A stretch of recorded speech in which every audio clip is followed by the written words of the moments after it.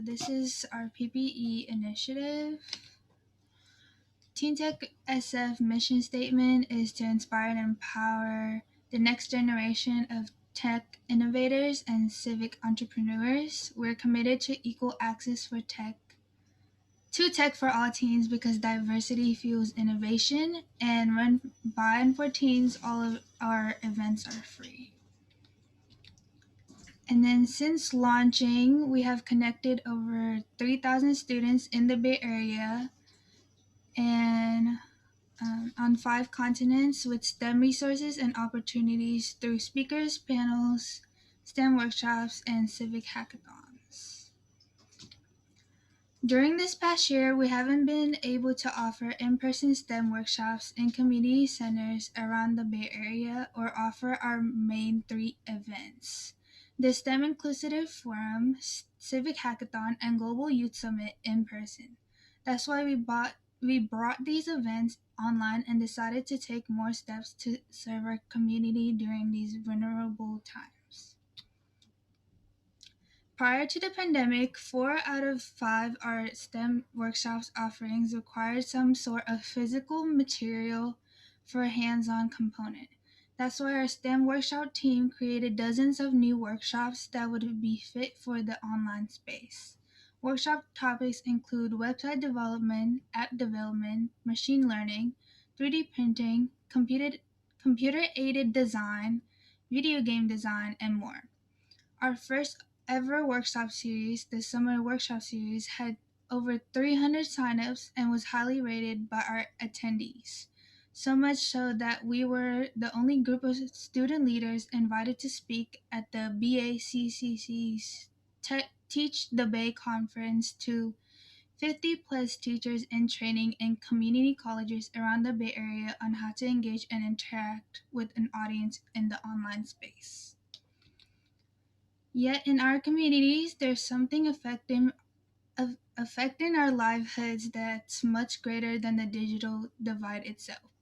The COVID pandemic has had a disproportionate impact on low-income communities and our senior population. Yet at the same time, we live in an exciting age where all of us have the power to build solutions to problems we see in our community through the power of tech, digitally and physically. So after consulting with Mass for All CA and Curiosity Robotics, we launched our PPE Initiative efforts on Martin Luther King National Day of Service. But our efforts started long before MLK Day.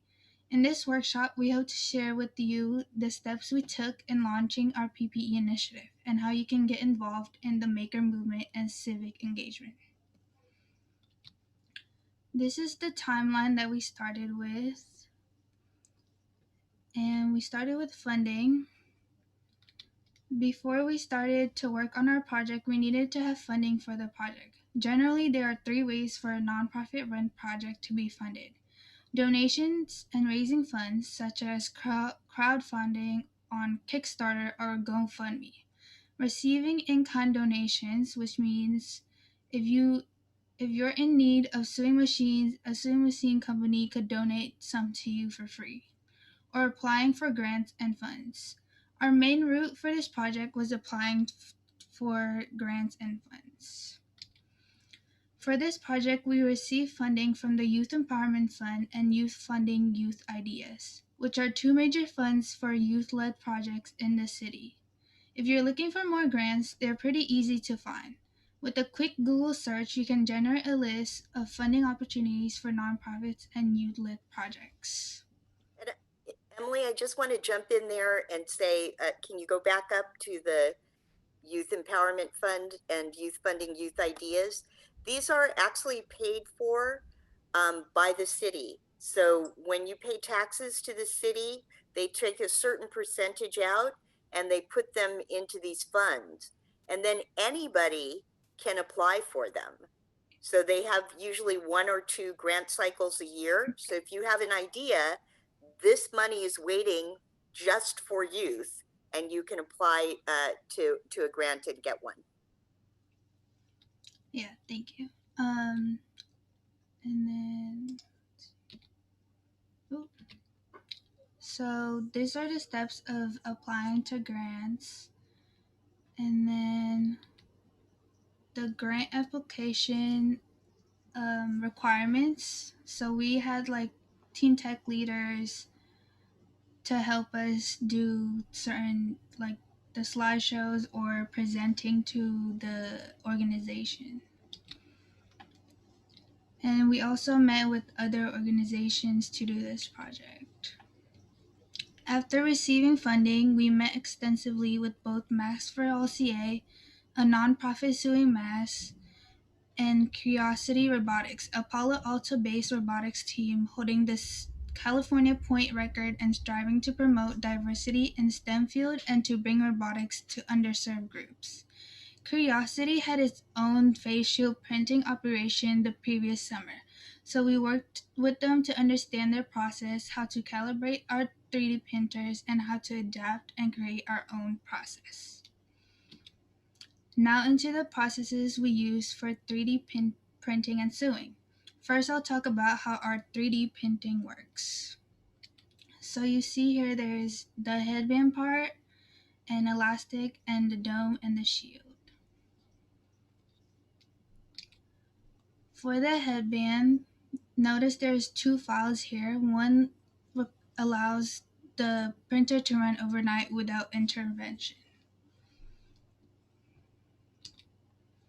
And then these are like the timelines and an estimate of how many our student leaders print per day. And tuning requires a good understanding of what the setting in the slicer do. This itself requires a strong understanding of 3D printing. The settings themselves can be Googled or just asked by our other organizations. And the dome doesn't have to be transparent for this because it can help with the cost and material sourcing. These are the dimensions for the top shield, and then these are the dimensions for the front shields. And then there are some next steps to connect the transparent sheeting to the headband. And then use a 3-hole punch on the plastic where it's circled right here. And then the X-Acto knife to open to pull through the elastic band. And then these are the process that we go through. So person A cuts and hole punches plastic, and then person B 3D prints headband component and attaches the elastic to the headband.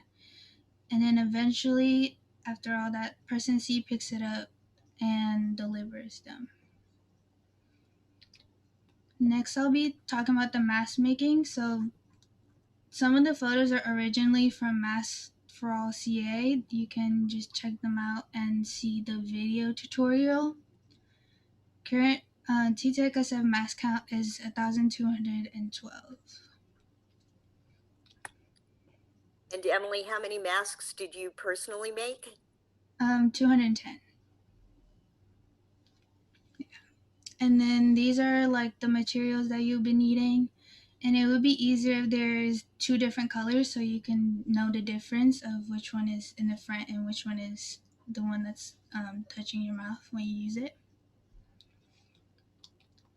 And then these are the steps of getting started, of putting the pattern inside out so that we can turn it later. And then these are the steps on the sewing. So the fabric should be lined up on the presser foot. And then before you turn the fabric, like stop 2 centimeters before and insert one side of the elastic band. And then the same thing on the other side. And then leave space on the middle. I personally did it bigger so that it would be easier to turn inside out. And then once you turn it inside out, straighten it, and then pleat it twice on the left and the right side. And then this will be the finished products. So the top one is mine, and the other one is another TTechSF leader. And then this is the process. Person A cuts out the fabric and delivers to person B, or person B can pick it up. And then TTechSF provides us with the fabric and the braided elastics. And then person B sews it, and then person C picks it up and delivers them.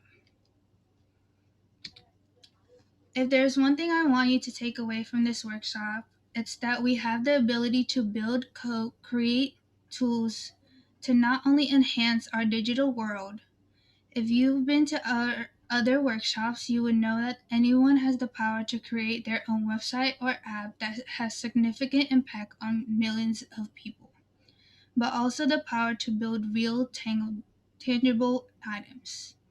You have the power, thanks to tech tools available to us, to sell masks and face shields that hundreds of people will end up wearing to stop the spread of COVID-19. So we encourage you to get involved in the maker movement and are looking for additional volunteers to help with our efforts. And then if you're interested on joining to make PPE and use your tech skills for civic engagement, you can visit this link that I'll put in. Let's see. And then we look forward to having you on our team, and let me know if you have any additional questions.